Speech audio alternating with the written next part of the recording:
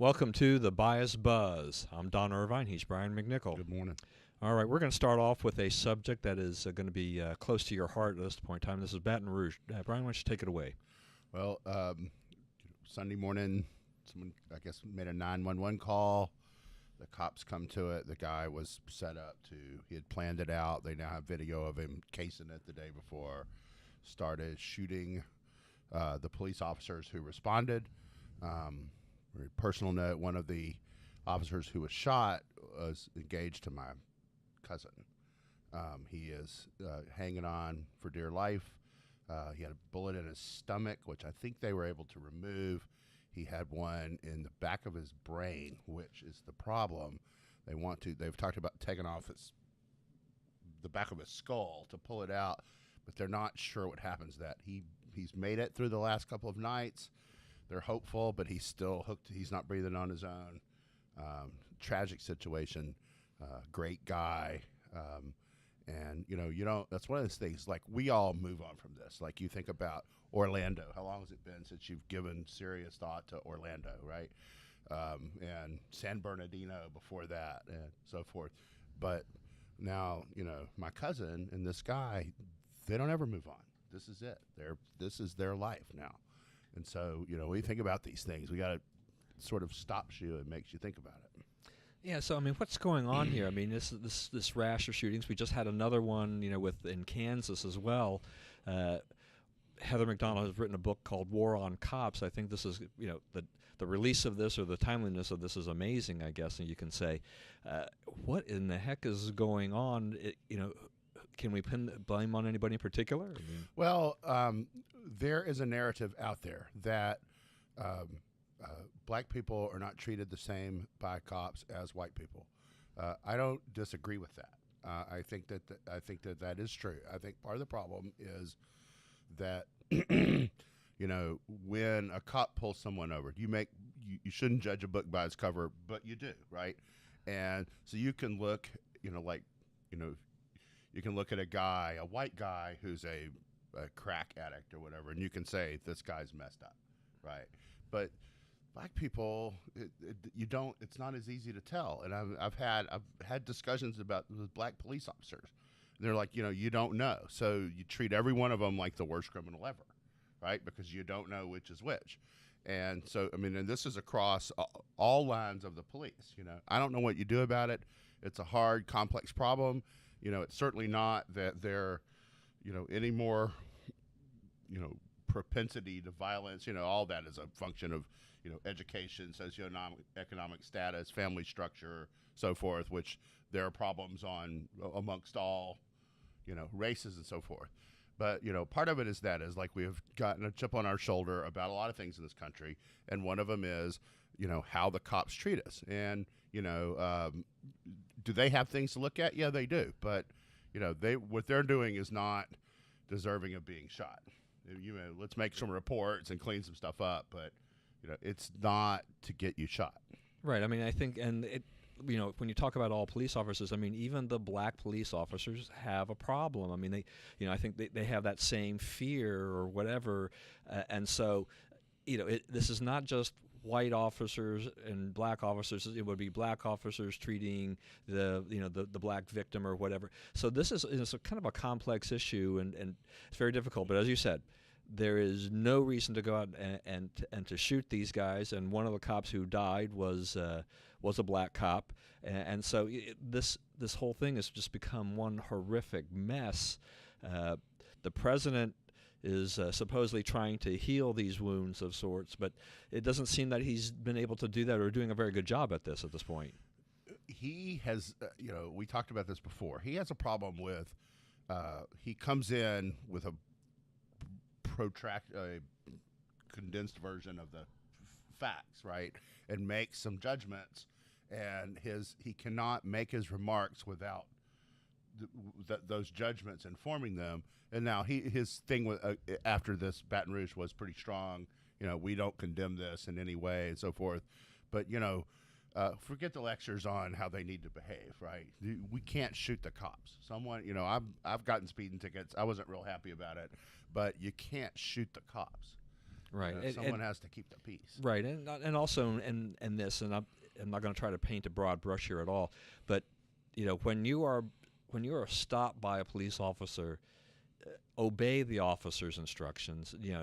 No fooling around, no talk back. None of this other nonsense and stuff like this. Don't try to proclaim your innocence, and don't get into that.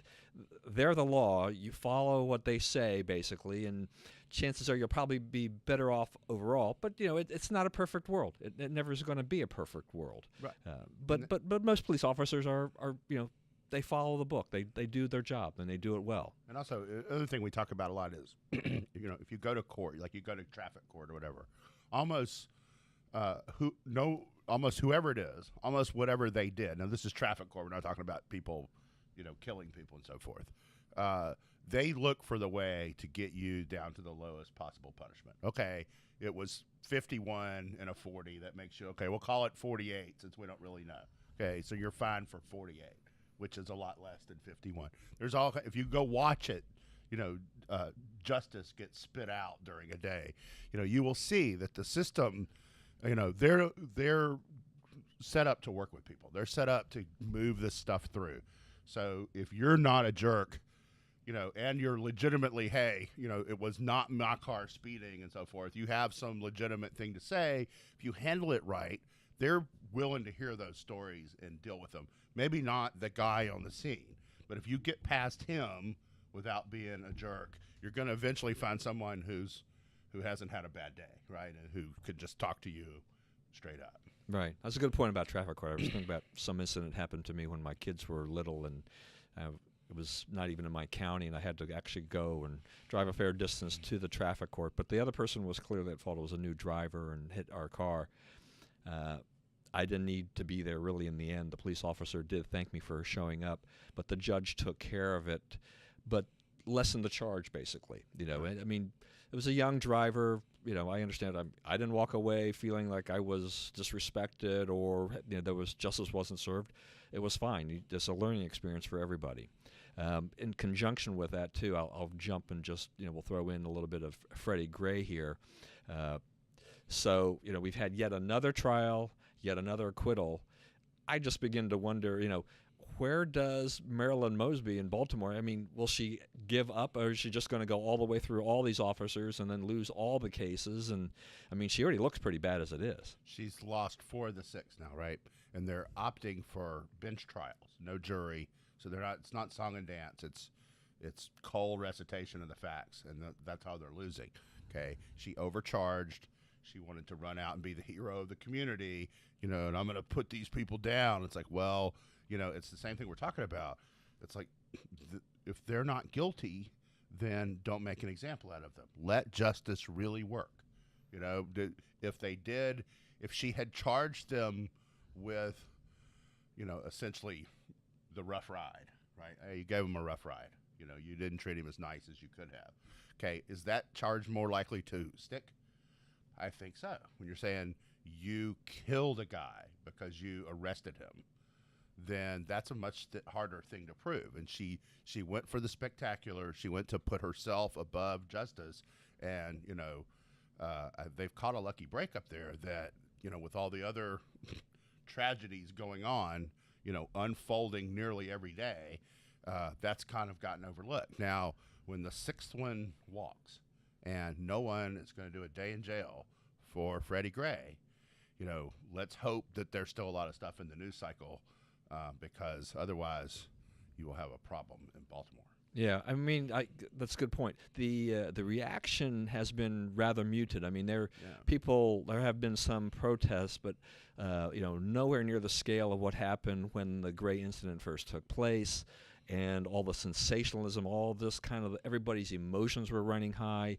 But yeah, I think the news cycle with everything else that's going on has overtaken it. Even the announcement, I think, of every acquittal is almost like just a passing note, just right. A little bit. It gets a little bit of attention and it moves on. I just kind of wanted to bring that up, that it's still out there. We still got a couple more trials, but it looks like Marilyn Mosby has she overreached, and it just is going to leave this whole thing with terrible egg on her face after this. It's just she just doesn't look good at all. And the mayor has said she's not going to run again. and Mosby, I don't believe, has said, right? So she may still try to run. I don't know how she runs. Even whoever you are, I don't know how you say. You either have to say she's ineffective or she let her prejudice get in the way of her performance of her duties. Right. Well, let's move on to another terror attack we had, which was in Nice. So this is on the French Riviera. This is on Bastille Day. This is a big deal. I mean, now, what I've been seeing in the newspapers is just that seeing on the news is that the French government really won't say this is ISIS per se. The father of the guy who drove the truck down the street says that he was radicalized within the last couple of weeks, by ISIS. But I mean, he clearly had an agenda. He goes down the street and he just starts taking out people. I mean, these are entire families. There were 10 children. Right. 84 people dead. 84 people dead, including 3 Americans, one 11-year-old in that group. This was a family affair, as I just said. This is a soft target. This is huge, and the French government, I think, is still struggling to try to figure out how to deal with not just this, but overall how to deal with terrorism in France. Right, and the big immigrant problem there, that's part of why Brexit passed, was people are looking at France and saying, we don't want that here. This guy, 84 people dead, more than 170 hurt, drives a big truck, again, no gun needed to do mass casualties. The other thing is, though, he appears to be, the last few days there's been stories, he had an ISIS flag in his room. Does that mean he's part of ISIS? I don't know. It could be a groupie who decided to make a splash. The other thing is, though, he was trolling on dating sites for men and women.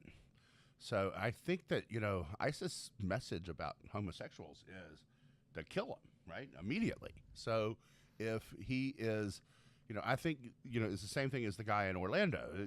They're dealing with this conflict in their head, and they're like, okay, how can I get back to right with Allah, for lack of a better way to put it? And it's, if I go out a martyr, and, I make up for being gay, right?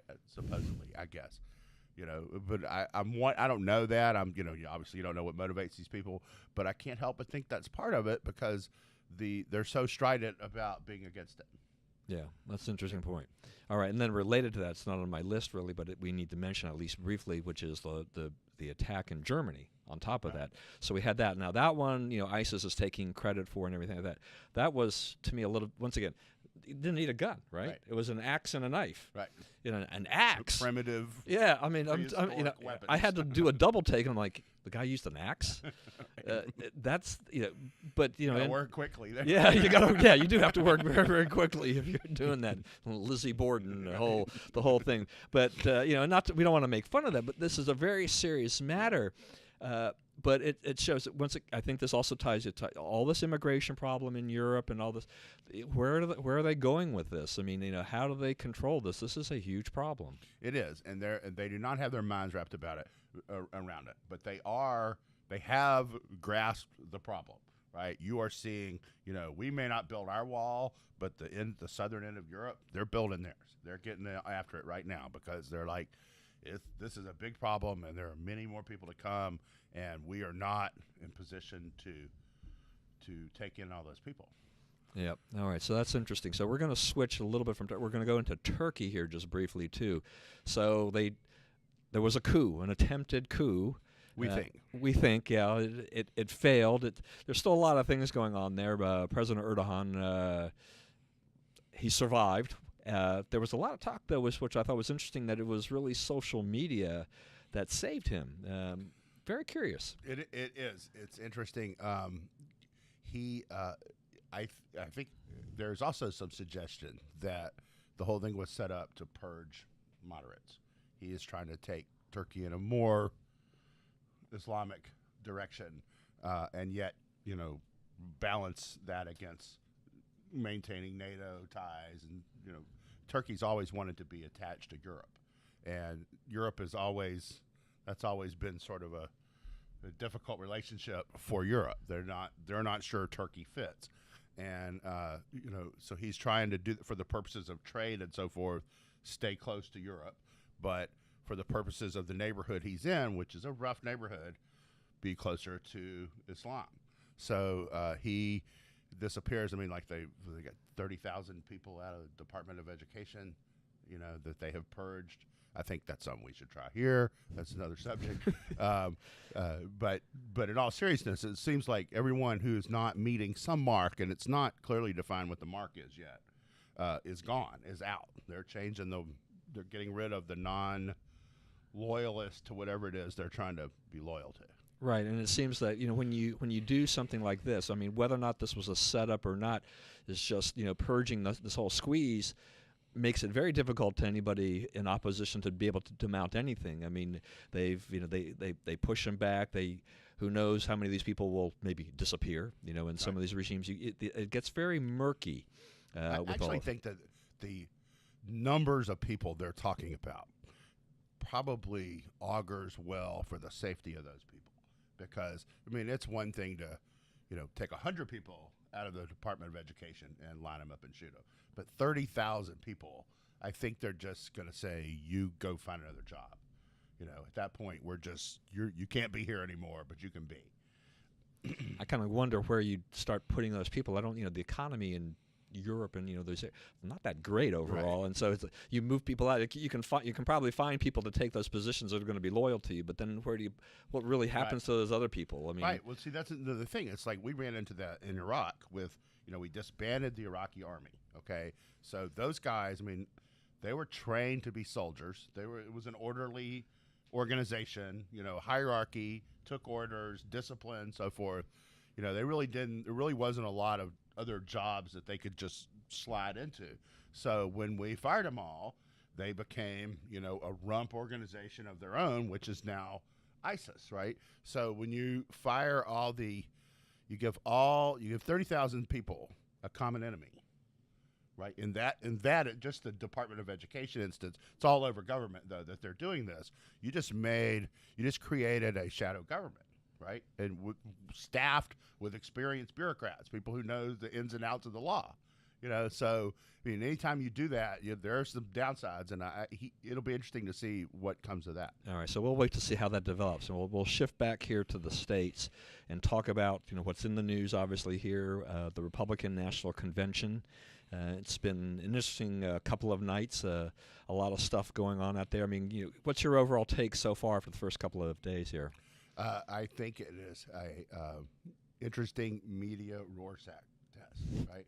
Because Trump's son apparently was real good. His daughter was decent.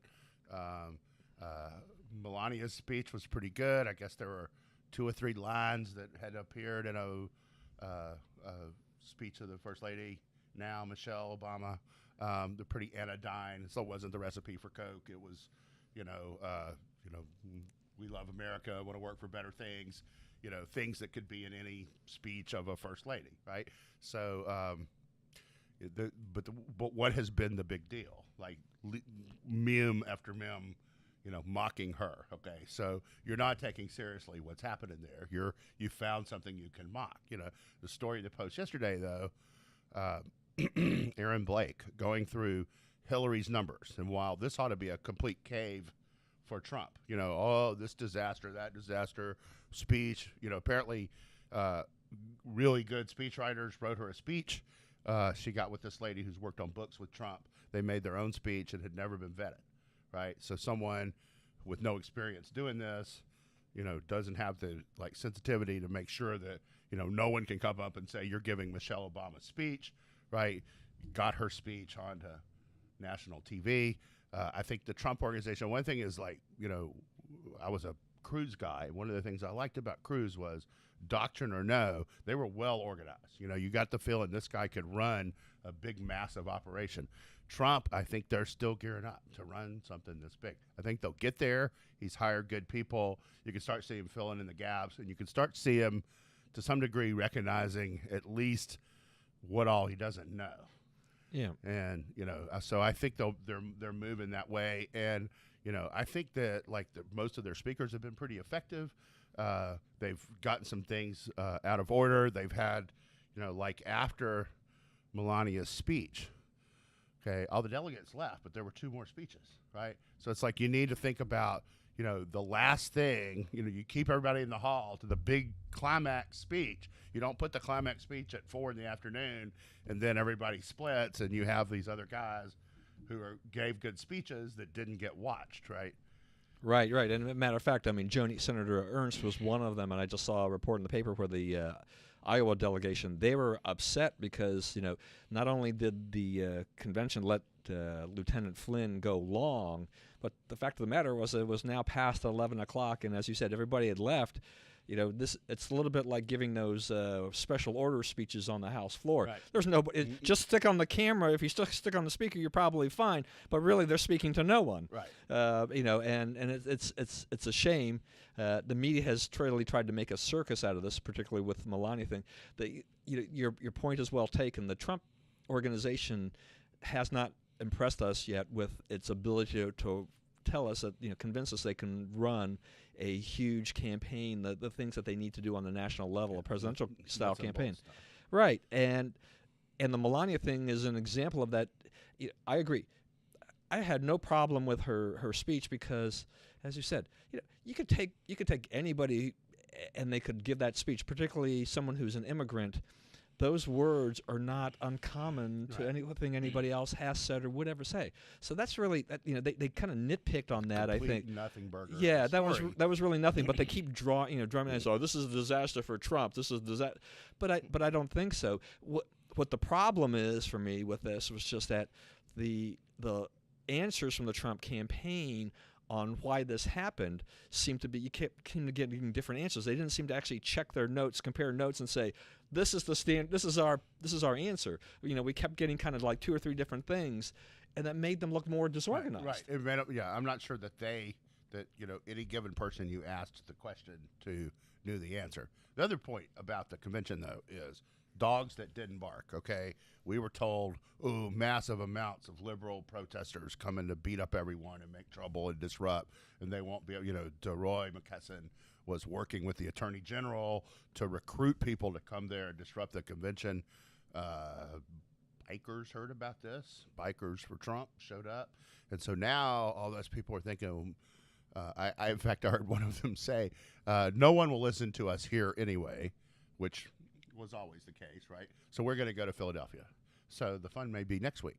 Yeah, well, that's what they should be shifting. And it seems like the police have more or less been able to handle what's been going on up to this point in time anyway. I've been looking at my friends who are attending the convention, and things seem to be pretty calm at this point and all of that. Yeah, so it's been, we've had a few of the candidates who ran against Trump. The losers basically have been addressing or will address the convention, but a majority of them won't. Probably one of the most notable exceptions or, absences is Governor Kasich. He's doing other things here. Nearby. Yeah, right, Quite nearby. Who's worse off? I mean, is it Kasich or Trump for this? I mean, really? I think Kasich proved once and for all why he does not belong being president. His inability to get along with people, to be part of an organization, to work within the confines of a group, to at least acknowledge that he lost the election. You didn't finish second. You finished distantly back in the pack, right? You hung on longer, but, you were a non-factor from start to finish. I think we know what we need to know about Kasich, and frankly, I don't think it hurts anybody that he wasn't there. Yeah, he maybe in the back of his mind, he was hoping that the Never Trumpers were going to somehow manage to magically get the rules changed so that he could triumphantly ride in there and steal that nomination away, which we knew there was no chance of any of that happening. That was never going to happen. But they kept holding out. It was very interesting. Let's talk about Chris Matthews and the convention, because his reaction on the first night, Patricia Smith, who is the mother of Sean Smith, who was one of the Benghazi 4 killed in Benghazi on September 11th, 2012 at the U.S. consulate, she got up there and gave a very emotional speech talking about, the situation, and she put, she really excoriated, really ripped Hillary Clinton up and down, and I think it's deservedly so. This is a mother who's suffered a great loss. She's in a lot of pain and has never received an adequate answer. But Chris Matthews gets on, and his reaction is, as he says, I don't understand why the Republicans would choose to put this on in primetime television when they have such wonderful stories of American heroism to speak to the American people. I don't care what what that woman up there, that mother, has felt. Her emotions are her own. But for the country in choosing a leader, it's wrong to have someone get up there and tell a lie about Hillary Clinton. It's not true. It's logically not true. I think it's wrong that they've ruined their evening with this. And he went on. He had some other things to say in that are all along that line. But it's wrong. What she said is an absolute lie against Hillary. Has he just not gone over the top on this? He is unmoored from reality in regards Hillary. Right, he just can't you should Google, his interviews with her on TV, and his questions are like, all the people accuse you of things. What is it like standing up to that every day? Not let's go through the accusations and see if you're guilty of any of this, but what is it like taking this beating and having to respond every day? So I mean, he's lost all perspective. And, his network's lost all perspective. It was like, take him off the air. He's one of the crowd. He's one of them who will make excuses for anything she does, anything she hides, steals, lies about. They just make excuses. That's their modus operandi. But with this, telling her, the mother was out of place to be sad for her child. I mean, it was way over the top. I think, even he probably regret some of the way that this was stated. Yep. Couple things that I want to note too here is that one, I was offended by what he said because he's talking about heroism. Yeah. Those men who died, they're heroes. I'm sorry. I mean, they're heroes to me, and I think you just sullied them by making that statement on that. And next week, when the Democrats meet, we know that the mothers of Trayvon Martin and Eric Garner are going to be there. You can only imagine what that's going to be like. I mean, for heaven's sakes. So I don't know. I mean, please show that to America. Please show America right now. The police were all wrong. We should still be doing. Right. Stuff. Please put that show on. That's exactly right. All right. So let's 2-minute warning. Brian, you're up. Quietly, with the dignity that has marked his entire career, Tim Duncan retired last week. He was 5-time NBA champion. First 10 years in the league, he was on both the All-NBA, the best 5 players in the league, and the best 5 defensive players in the league. No one's ever done that before.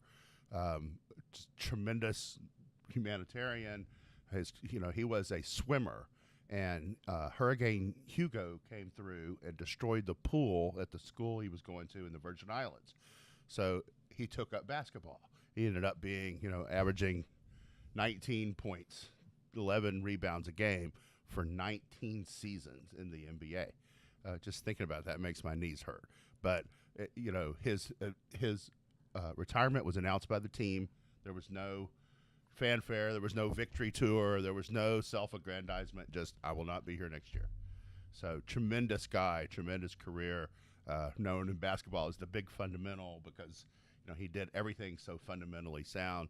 I like to just put my players in front of the TV and say, watch this guy till you fall asleep. Yeah, well, he was definitely a real class act on that, and I didn't realize about the whole swimming story. So it's always interesting every time we give this 2-minute warning. There's always a sports analogy in here somewhere, but I'm not going to do sports today. My brief thing here really is just on Starbucks and the recent story that around the country, several of the customers started giving their name as Black Lives Matter, so that when their order was issued out, the barista was then to call out Black Lives Matter, your latte or whatever, And now some of the baristas refuse to do that. But, this is just absolutely ridiculous, that we've gone to this stage. I don't know that we had an official response from Starbucks headquarters, but really somebody's got to put an end to this nonsense. I mean, where are we going to go with this? I mean, if you can start doing that, that should have never have happened to begin with at all, in my opinion. It's another example of the deep, abiding unseriousness of the left. You look at the matrix of issues they have and they're working on. It's race politics, $15 an hour to work at McDonald's, double. Okay, so it's one thing, if you want to say, okay, it's been $7.20 or whatever it is for a long time. Let's go to $8. Okay, then it's kind of hard to go against. But more than double. I mean, no one, you can already see McDonald's is automating and so forth. You're going to cost millions of people, the people they purport to help, their jobs, and it's the same stuff over and over and over. They're just not serious, and that's why you can't elect them. All right, and with that, that will be the final word. Thanks to our viewers for joining us, and don't forget, you can download this episode on iTunes tomorrow, and then look for us again for another edition of The Bias Buzz.